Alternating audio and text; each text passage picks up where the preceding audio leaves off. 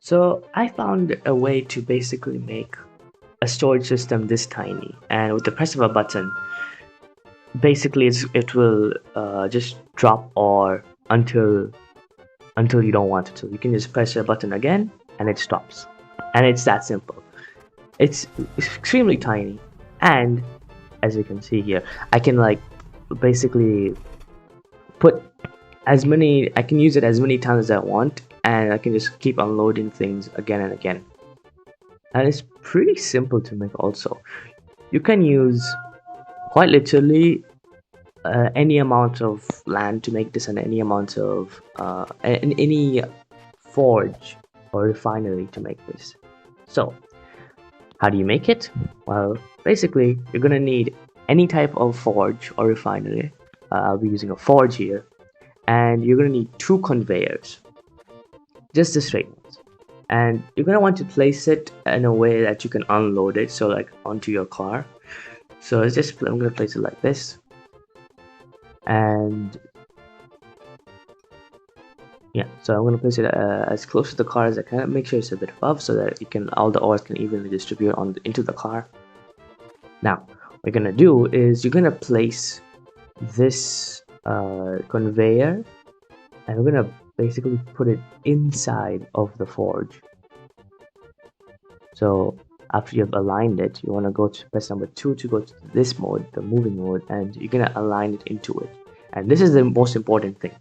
You want to make it go up by just 1. Make sure you're using 0.25 studs, and you're gonna just basically want it to go up a bit. Then you can resize it to like just anywhere basically, but I would set it in the middle so that like the ores can continue to go in, but then they stop at when they get outputted.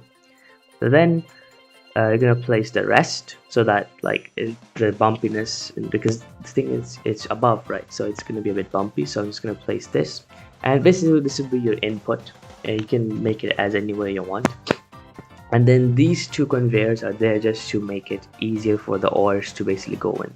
It's basically a way to make an unjammable system. And like even if they get stuck, like after a while they'll just keep on moving and moving until they get it. So this basically is just a foolproof way of doing this. And yeah, so you're just gonna want to basically put it onto the walls of the forge, just like that, and then you're gonna want to bring it down. So by bringing it down, basically what will happen is it will be under the conveyor.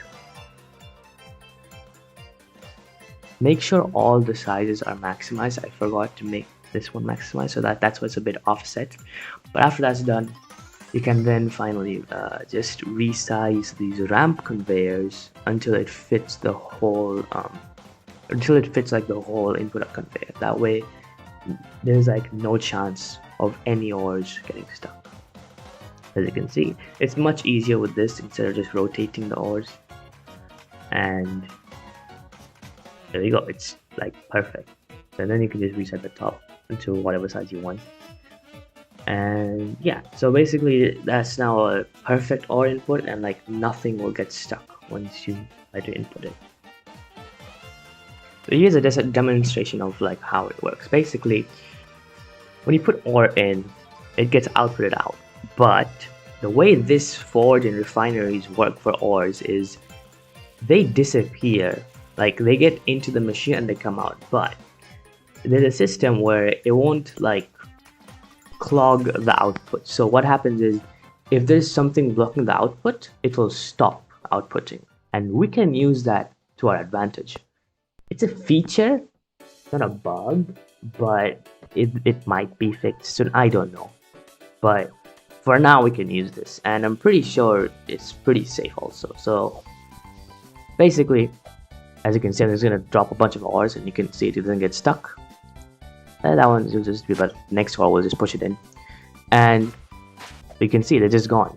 And basically what's gonna happen is, because the conveyor is stopping the ore from going out, you can basically use the conveyor as a button to let the ore in and out.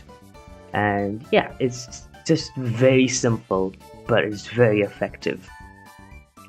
As you can see, it's like so if you put the conveyor going in, it will like go through all the ores, and when you put it outwards, it will output, and you can basically stop it at any time you want when you just click the conveyor. So press on middle or the back one, doesn't matter, it will just stop it basically.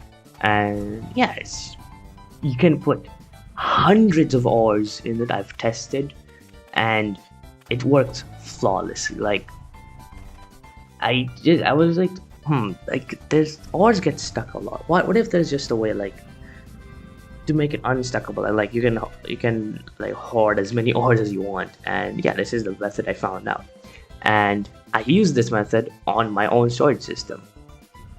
So yeah, let me put this back into my system. Just a very easy way to put ores in, and basically you want to have like a chute system for this, and as you can see it's at the end here, and just like that I have ores coming in, and it's like it will just keep on going to like the amount of ores you put in, and you can put in like hundreds of ores just inside of this one piece.